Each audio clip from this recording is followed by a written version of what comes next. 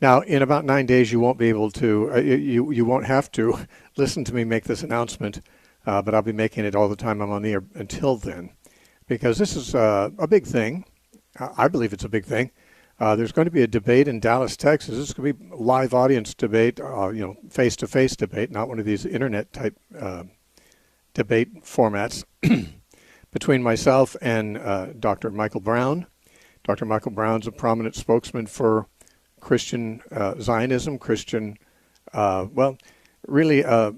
is not a dispensationalist. I'll give him that. He says that, though he holds a view of Israel that is distinctly dispensational. In other words, sometimes people who are premillennial, as he is, but have given up on some parts of dispensationalism, like, say, the pre-trib rapture, they call themselves historic premillennial. I don't know if Dr. Brown does, but that's the direction I moved when I moved from dispensationalism. I didn't leave premillennialism very quickly, but I consider myself to be historic premillennial. Now, historic premillennialists are those who, like some of the church fathers, believe there's a future millennium, but they don't believe in the pre-trib rapture or some of the dispensational distinctives. So I'm not sure if Dr. Brown would describe himself as a historic premillennialist, but most people who move from dispensationalism into another form of premillennialism do think of themselves that way. But Michael Brown, of course, is not really a historic premillennial at all, because historic premillennialists believed in something that Dr. Brown calls replacement theology. All the church fathers believed in that, even the premillennial ones. Now, I don't call it replacement theology. I call it that because it's the best known name for the view. It's more accurately referred to as fulfillment theology. Some would call it inclusion theology. I like the term remnant theology. Those are all very accurate titles for the view. Replacement theology is a misleading label, and no one who holds the view actually uses that label. I've never met anyone who holds to this view, which is properly called Supersessionism. Never heard anyone who believes in that to call it replacement theology.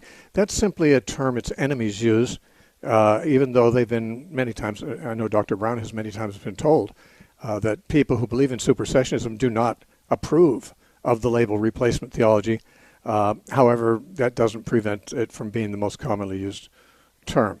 Just like if I would say, okay, the other view is Israel supremacist or Jewish supremacist theology. Well, they might say, well, we don't want you to call it that. And I say, well, what would you like me to call it? Let's just say they gave me a couple of other good names that were better, and I still decide to call it Jewish supremacist, just to needle them, just to make them look bad. And that's kind of what it is when they use the term replacement theology. The term is not a correct description of the term. The term we're talking about is supersessionism, which is the view that the whole church held from the apostles until modern times. And the first people we know of to really abandon it were the dispensationalists. And the dispensationalists were the ones who came up with the idea that God has not fulfilled all his promises to Israel yet. The Bible says he did, and the church always believed he did up until the 1830s. The Bible definitely says that Jesus is the fulfillment of the law and the prophets, and that he was the hope of Israel, and all of that. Dispensationalism came along and said, no, Jesus wasn't that. A future eschatological, geopolitical, Middle Eastern phenomenon is the fulfillment of prophecy and the hope of Israel.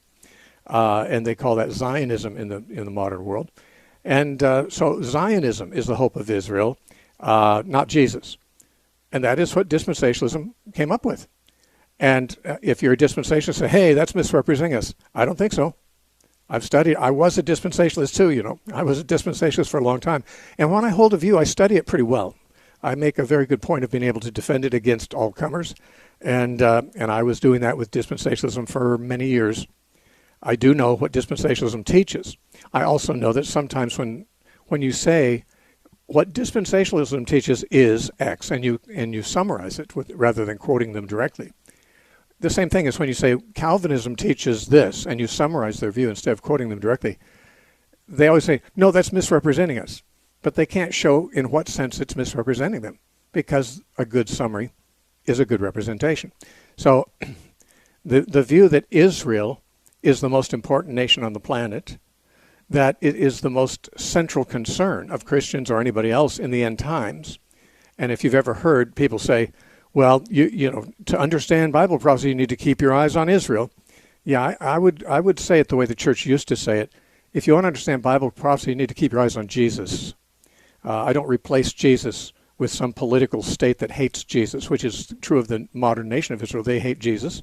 They are mostly atheists, and the part that are not atheists are mostly observant Orthodox Jews, and that's Talmudism. Talmudism hates Jesus. The Talmud insults Jesus profusely. It says that Jesus is being burning in excrement for eternity because he was a false teacher. That's what the Talmud says. So I would say that's kind of anti-Jesus. Now that's the country over there right now is more atheist than Jewish in religion. But the part that's Jewish in religion is as anti-Christ as is the atheist portion. The very, very tiny, tiny, tiny segment, less than 1% of the Jewish population in Israel are Christians. And so this is we're going to replace Jesus as the focus of end times, as the hope of Israel, with this. I'm not. And biblically, I don't think it's right to do so. So the question is, who's right?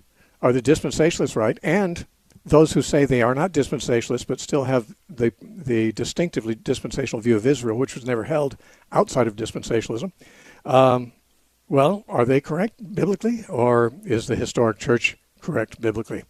I'm on the side of the historic church, and I'm going to be debating Dr. Brown about this, not this weekend, but the next weekend, a week from Friday and Saturday, November 7th and 8th. 3 debates on Friday and Saturday, and that's in Dallas, Texas, at the Mercy Culture Church there. You're welcome to come. It's free, but if you want to come there, it has to be, you have to register. There's limited seating, and they want to know how many people are planning to come. So you have to register. You can do that online. You can go to our website, thenarrowpath.com. Go to the tab that says announcements, and it'll take you to the place.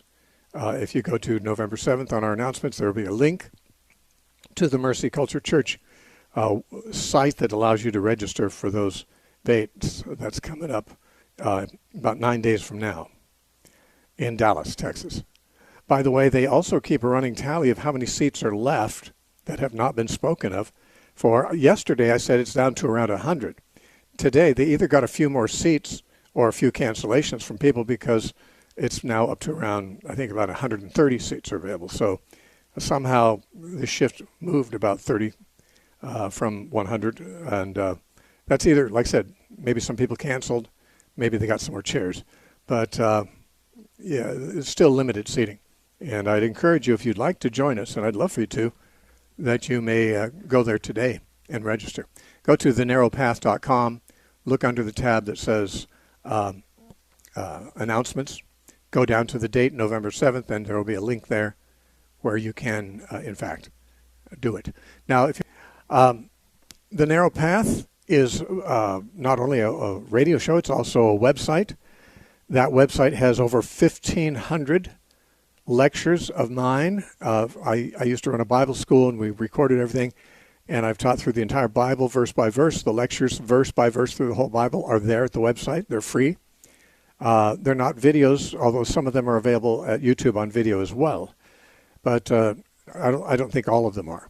But at our website, the audio, the MP3s of all the books of the Bible, with the exception of 1st and 2nd Chronicles, are there. And the reason I didn't do 1st and 2nd Chronicles separately is because they are largely repeats of the material in 1st and 2nd Samuel and 1st and 2nd Kings.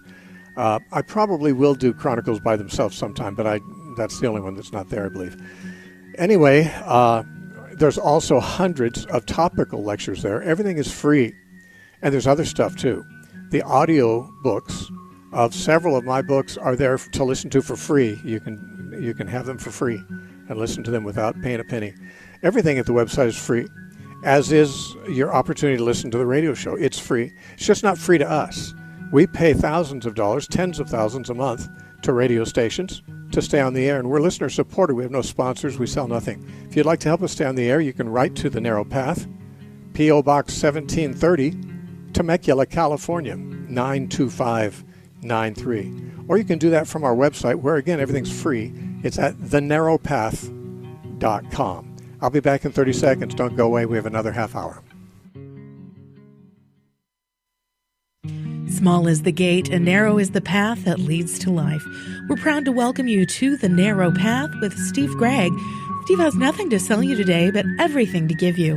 When today's radio show is over, we invite you to visit thenarrowpath.com, where you'll find topical audio teachings, blog articles, verse-by-verse teachings, and the archives of all the radio shows. Study, learn, and enjoy. We thank you for supporting the listener-supported Narrow Path with Steve Gregg.